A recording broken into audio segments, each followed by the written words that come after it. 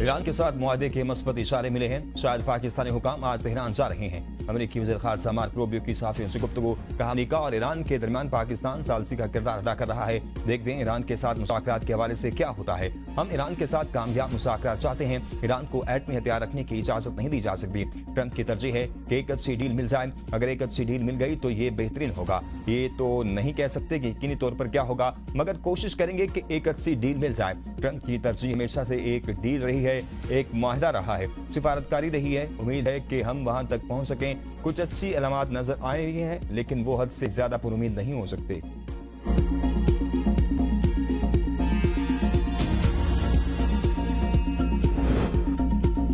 खित्ते में क्या मेमन का मिशन। पाकिस्तान की इस साल से कोशिशें तेज। अमेरिका ईरान मुआहदे के हतमी मुसवदे की तैयारी जारी। मुज़ाकरात का अगला दौर ईद के बाद इस्लामाबाद में होने का इम्कान। वज़ीर दाखिला मोहसिन नकवी की 24 घंटे में ईरानी हमनसब से दूसरी मुलाकात मौजूदा सूरत हाल पर मुशावरत की गई। वज़ीर दाखिला मोहसिन नकवी की ईरानी वज़ीर ख़ारजा अब्बास अराग़ची से मुलाकात। खित्ते की मौजूदा सूरत हाल पर तबादला ख्याल किया गया। मोहसिन नकवी ने मुज़ाकरात और अफ़हाम व तफ़हीम की अहमियत पर जोर दिया। तर्जुमान ईरानी वज़ारत ख़ारजा इस्माइल बकाई कहते हैं कि मुज़ाकरात पाकिस्तानी सालसों के जरिए जारी हैं। पाकिस्तान के वज़ीर दाखिला पैगामात के तबादले में सहूलत के लिए ईरान में मौजूद है। अमेरिका के नुक्ता नजर का जायजा ले रहे हैं। हम जो चाहते हैं वो हमारा मुतालबा नहीं बल्कि हमारे हुकूक हैं। ईरान पर अमरीकी पाबंदियां हटाना हमारे मुतालबात में शामिल है। अमेरिका को अपनी नेक नियति का सबूत देना होगा। ईरानी बहरी जहाजों के खिलाफ बहरी कज़ाकी को खत्म करना होगा।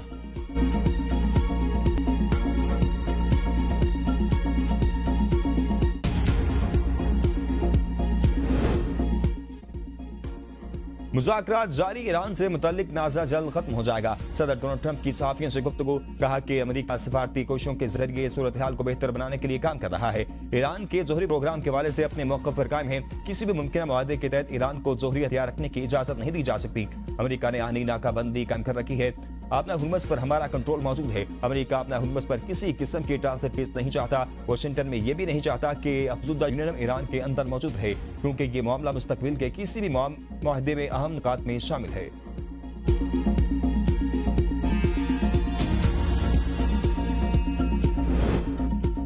ईरानी supreme leader Ayatollah Mustafa Khamenei ने अफजुदा यूरेनियम मुल्क से बाहर भेजने से रोक दिया। बरतानवी खबर एजेंसी की रिपोर्ट के मुताबिक 2 सीनियर ईरानी अहदेदारों का कहना है कि सुप्रीम लीडर ने हिदायत दी है कि ईरान का अफजुदा यूरेनियम किसी दूसरे मुल्क मुंतकिल नहीं किया जाएगा। सदर मसूद पेज़ेश्कियान की भी ईरानी आर्मी चीफ से मुलाकात। जंग की तैयारियों पर तबादला ख्याल किया गया। मुसल्लह अफवाज की पेशा वराना सलाहियतें मुल्क की सलामती के लिए अहम करार। ईरानी आर्मी चीफ अमीर हातमी ने कहा ईरानी मुसल्लह अफवाज किसी भी मुमकिन जारियत का भरपूर जवाब देने के लिए मुकम्मल तौर पर तैयार है। फौज के दिफा के लिए हर सतह पर अपनी जिम्मेदारी निभाने की सलाहियत रखती है। इस बार जारियत की तो तबाहकुन हमले किए जाएंगे। ईरान ने अपना हुर्मुज़ में कंट्रोल जोन कायम कर दिया। बहरी जहाजों के लिए पेश की इजाजत लाजमी करार। अलकरीन से कुशम जजीरे तक समुद्री हदूद की नई लाइन मुतय्यन कर दी गई है। रास्ते से गुजरने वाली तमाम बहरी ट्रैफिक को मुतलका हुक्काम से इजाजत और राब्ता करना होगा।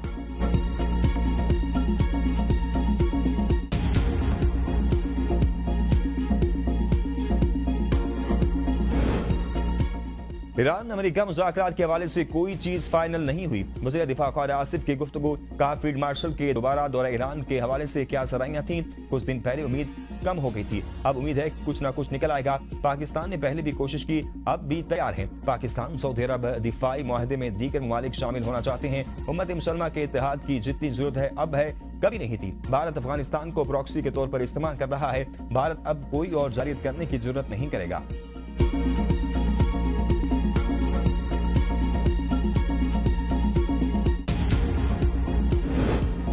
दहशतगर्दी के खिलाफ जंग पूरी कुव्वत के साथ जारी रहेगी। फील्ड मार्शल आसिम मीर का GHQ में अफसरों और जवानों को फौजी एजाज़ात से देने की तकरीब से खिताब। फील्ड मार्शल आसिम मीर का शोहदा के अहल खाना और गाजियों की गैर मामूली ज़रूरत का एतराफ़। कहा शोहदा और गाजी कौम का फ़ख्र है, इनकी कुर्बानियाँ पाक सरज़मीन की सलामती की ज़ामन है। फील्ड मार्शल ने शोहदा के लवाहिकीन की इस्तकामत और मुल्क के लिए इनकी कुर्बानियों को सराहा। वतन के दिफा में 50 अफसरान को सितारा इम्तियाज मिलिट्री और 12 को तमग़ाए बसालत दिया गया।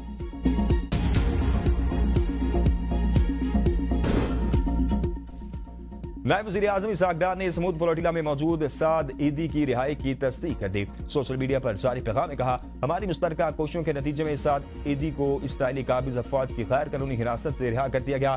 तमाम कारकुनान बाहिफाजत इस्तांबुल पहुंच चुके हैं। साद ईदी की बाहिफाजत इस्तांबुल वापसी को यकीनी बनाने पर हुकूमत तुर्किया का शुक्रिया अदा करता हूँ। काबिज अफवाज की जानिब से इनके साथ गैर इंसानी सलूक इंतहाई काबिल मुसम्मत और नाकाबिल कबूल है।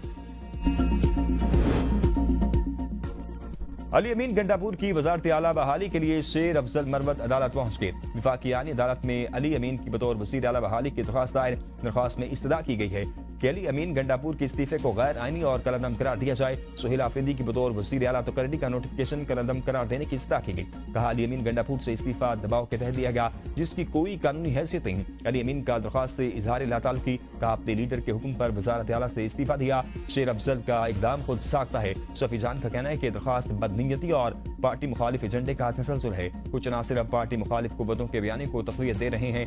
आखिर किसकी इमाम पर खैबर पख्तूनख्वा हुकूमत और पार्टी की आदत के खिलाफ महाज खोला जा रहा है।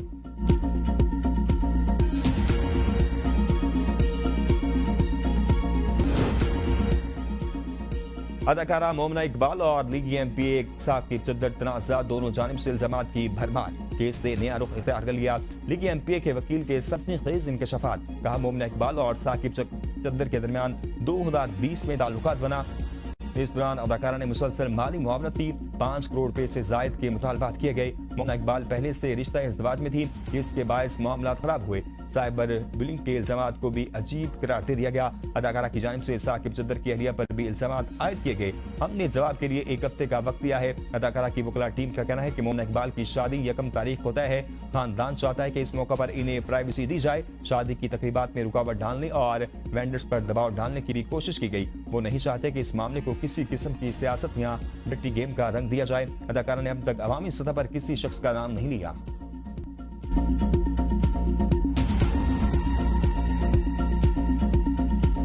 मवेशी मंडियों में खरीदो फरोख्त तेज। कई मंडियों में शदीद मंदी का रुझान बरकरार। लाहौर में 2 बैल रुस्तम पाकिस्तान और मार्का हक शहरियों की तवज्जो का मरकज बन गए।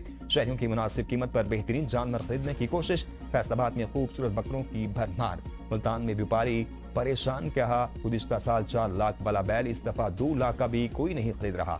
जानवरों का चारा भी महंगा होने का शिकवा कटा।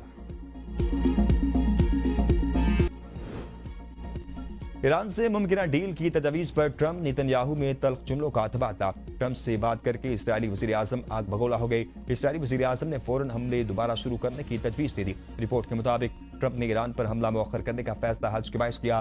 खलीजी इत्तेहादियों और अमरीकी हुकाम ने सदर ट्रंप को वार्निंग दी कि मुक़द्दस अयाम और ईद उल अज़हा से कबल जंग दोबारा शुरू करने से मुस्लिम दुनिया में अमरीका की साख को शदीद नुकसान पहुंचेगा।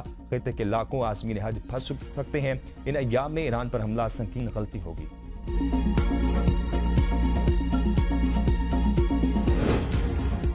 ईरान के साबिक सदर अहमदी नियाद के घर पर हमले का मकसद नजरबंदी से रिहा कराना था। अमेरिका चाहता था अहम रहनुमाओं के मरने के बाद अहमदी नियाद हुकूमत संभाले। अमेरिकी अखबार न्यूयॉर्क टाइम्स ने दावा किया है कि अमेरिका और इसराइल ने ईरान में रजीम तब्दीली का मंसूबा बनाया था। अमेरिकी हुकाम के मुताबिक मंसूबे पर अहमदी नियाद से मुशावरत भी हुई थी। अहमदी नियाद घर पर हमले के बाद शदीद जख्मी हुए। रजीम तब्दीली के प्लान से पीछे हट गए।